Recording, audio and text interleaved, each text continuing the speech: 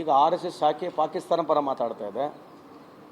ಇವತ್ತು ರಾಜನಾಥ್ ಸಿಂಗ್ ಅವರು Pakistan terrorist country ಅಂತ ಹೇಳ್ತಿಲ್ಲ, ಇದ್ರ ಬಗ್ಗೆ ಯಾಕೆ ಅವ್ರು ಮಾತಾಡಂಗಿಲ್ಲಂತೆ?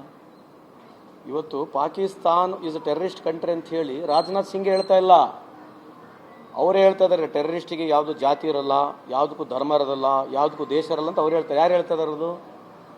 ರಾಜನಾಥ್ ಸಿಂಗ್ ಹೇಳ್ತಿದ್ದಾರೆ. RSS ಶಾಖೆಯಲ್ಲಿಂದ RSS ಜನ ಏನು ಹೇಳ್ತಿದ್ದಾರೆ? ಪಾಕಿಸ್ತಾನ ಜೊತೆ ಸಂಪರ್ಕ ಬೆಳೆಸ್ಕೋಬೇಕು, ಅವ್ರ ಜೊತೆ ಮಾತುಕತೆ ಮಾಡ್ಬೇಕಂತ ಹೇಳ್ತಾರೆ. ಆಯಿತಾ?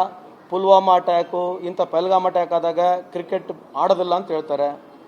ಖೂನ್ ಕೆ ಬದಲೆ ಖೂನ್, ಪಾನಿ ಕೆ ಬದಲೆ ಪಾನಿ, ಸಿಂಧೂರ್ ಕೆ ಬಂದೆ ಸಿಂಧೂರ್. ಮತ್ತು ಕ್ರಿಕೆಟ್ ಮ್ಯಾಚ್ ನಡೀತದೆ, ಯಾಕಂದರೆ ವ್ಯವಹಾರ ನಡಿಬೇಕು, ಅವರಿಗೆ ವ್ಯವಹಾರ ನಡೆದ್ಬಿಟ್ರೆ ಸಾಕು. ಸೊ ಇವೆಲ್ಲ BJP ಅವರಿಗೆ ಎಲ್ಲೋ ಒಂದು ಜಾಗದಲ್ಲಿ ಅವರಿಗೆ ದೇಶಕ್ಕಿಂತ ಜಾಸ್ತಿ ಇರ್ತಕ್ಕಂಥ ಒಂದು ಅಧಿಕಾರ ಅವ್ರಿಗೆ ಹುಚ್ಚಿಡ್ಬಿಡಿದೆ. ಅವ್ರು ಏನು ಬೇಕಿದ್ದು ಹೇಳಿ ನಡ್ಕೊಂಡು ಹೋಗ್ಬಿಡ್ಬೋದು. ಮುಸ್ಲಿಮ್ ಅಂತಕ್ಕಂಥ ವಿಚಾರದಲ್ಲಿ ಅವ್ರು ಓಟ್ ಬರ್ತದೆ. ನಾಳೆ ಈ ದೇಶದಲ್ಲಿ ಮುಸ್ಲಿಮ್ ಅನ್ನೋ ಪದಕ್ಕೆ ಓಟ್ ಸಿಗಲ್ಲ ಅಂತಂದರೆ ನೀವೇ ಅವ್ರು ಮುಸ್ಲಿಂ ಪರ ವಕಾಲತ್ ಹಾಕೋದು ನೋಡ್ತೀರಿ. ಭಾಳ ದಿವಸ ಏನು ದೂರ ಇಲ್ಲದನ್ನು ನೋಡ್ತೀರಿ ಬೇಕಿದ್ರೆ ನೀವು. ಯಾಕಂದರೆ ವೈಚಾರಿಕವಾಗಿ ಮಾತಾಡಬೇಕು, ವಿಚಾರ ದೃಷ್ಟಿಯಿಂದ ಮಾತಾಡಬೇಕು. ಎಲ್ಲ ಪೊಲಿಟಿಸೈಸ್ ಮಾಡೋದು ಬಿಟ್ಟರೆ ಅವ್ರಿಗೇನು ಮಾನದಂಡನೇ ಇಲ್ಲ. 20 ರಾಜ್ಯಗಳಲ್ಲಿದ್ದಾರೆ, 15 ವರ್ಷ ಈಗ ಆಡಳಿತದಲ್ಲಿದ್ದಾರೆ.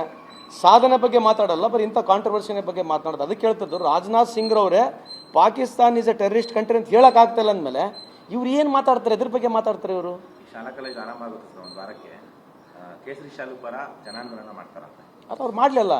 ಈಗ ಪಾಕಿಸ್ತಾನ ಪರ ಮಾತಾಡೋರು ಮತ್ತು ಜನಾಂದೋಲನ ಹಿಂಗೆಲ್ಲ ಮಾಡೋದು. ಪಾಕಿಸ್ತಾನ ಪರ ಮಾತಾಡೋರು ಕೇಸರಿ ಶಾಲ್ ಬಗ್ಗೆ ಮಾತಾಡೋಕ್ಕೆ ಇವ್ರಿಗೆ ಏನು ಅಧಿಕಾರ ಇದೆ? ಯಾರ ವಿರುದ್ಧ ಇದ್ದೀರಿ ನೀವು? ದಿನ ಬೆಳಿಗ್ಗೆ ಇದ್ದರೆ ಪಾಕಿಸ್ತಾನ ವಿರುದ್ಧ ಮಾತನಾಡ್ತೀರಿ, ಬಾಂಗ್ಲಾದೇಶ ವಿರುದ್ಧ ಮಾತನಾಡ್ತೀರಿ.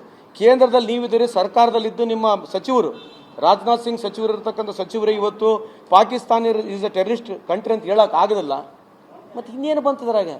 ಏನು ನಾವು ಅಧಿಕಾರಕ್ಕೆ ಬಂದರೆ ನಾವು POK ತಂದುಬಿಡ್ತೀವಿ, ಪಾಕಿಸ್ತಾನ ಅರ್ಧ ಈ ಕಡೆ ತಂದುಬಿಡ್ತೀವಿ. ಎಲ್ಲೈತೆ ಆ ಭಾಷಣಗಳು? ಎಲ್ಲದಾವೆ? ಇದು ಕೇಳ್ರಲ್ಲ ಸ್ವಲ್ಪ BJP ಅವ್ರು ಕೇಳ್ರಿ. ಇದೇ ಶಾಲಕ್ಕೆ ನಾವು ಮೆರವಣಿಗೆ ಮಾಡಿಬಿಡ್ತೀವಿ, ಶಾಲ ಬಗ್ಗೆ ಒತ್ತಡ ಮಾಡ್ತೀವಿ. ಇದು ವೈಚಾರಿಕವಾಗಿ ವಿಚಾರವಾದ ದೃಷ್ಟಿ ಇರತಕ್ಕಂಥ BJPಯ ವಿಚಾರಗಳನ್ನ ನೀವು ಮಾತಾಡ್ರಲ್ಲ, ಗೊತ್ತಾಗುತ್ತೆ. ಯು ವಿಲ್ ಎಕ್ಸ್ಪೋಸ್ ದಮ್. ರಷ್ಯಾದಿಂದ ತೈಲ ಖರೀದಿಯನ್ನು ಮುಂದುವರಿಸಲು ಅಮೆರಿಕ ಅನುಮತಿ ಕೋರಿದ್ದಾರೆ. ನಾವು ಇನ್ನು ಮುಂದುಗಡೆ ಏನು ಊಟ ಮಾಡಬೇಕು ಏನಿಲ್ಲ ಅಮೆರಿಕದವ್ರು ಹೇಳೋದು ನಮಗೆ. ಯಾರಿಂದ ನಾವು ಮೈದಾ ಹಿಟ್ಟು ತರಬೇಕು, ಯಾರಿಂದ ಗೋಧಿ ಹಿಟ್ಟು ತರಬೇಕು, ಇನ್ನು ಮೇಲೆ ಅಮೆರಿಕ ಹೇಳಿದ್ದೆ ನಾವು ಕೇಳಬೇಕು. ಯಾಕಂತಂದರೆ ಇದು ಹೇಳಿದ್ರೆ ನಾವು ಸುಮ್ಮನೆ ತಮಾಷೆಗೆ ಹೇಳ್ತಿಲ್ಲ. ಇಷ್ಟು ವರ್ಷದಲ್ಲಿ ಇಂಥ ವೀಕೆಸ್ಟ್ ಪ್ರಧಾನಮಂತ್ರಿ ಒಂದು ಹೆಜ್ಜೆ ಮುಂದೆ ಹೋಗಿ ಹೇಳೋದು ಕೂಡ ಹೇಳ್ಬೋದು, ತಪ್ಪಾಗ್ಲಿಕ್ಕಿಲ್ಲ. ಡರ್ಪುಕ್ ಪ್ರಧಾನಮಂತ್ರಿ ಎಲ್ಲಿ ಸಿಕ್ಕಿಲ್ಲ ನಮಗೆ. ಅಮೆರಿಕ ಏನು ಹೇಳ್ತದೆ ಅದನ್ನ ಕೇಳಿ ನಾವು ಮಾಡ್ತಕ್ಕಂಥ ವ್ಯವಸ್ಥೆಯಲ್ಲಿ ನಾವಿದ್ದೀವಿ. BJP ಅವ್ರು ಒಪ್ಕೊಳ್ಳಿಕ್ಕಿಲ್ಲ, ಬಟ್ ಆಂತರಿಕವಾಗಿ ಅವ್ರಿಗೆ ಗುರ್ತಿದೆ, ಇರ್ತಕ್ಕಂಥ ಸ್ಥಿತಿ ಗುರ್ತಿದೆ. ಅವ್ರು ಹೇಳೋಕ್ಕಾಗೋದಿಲ್ಲ.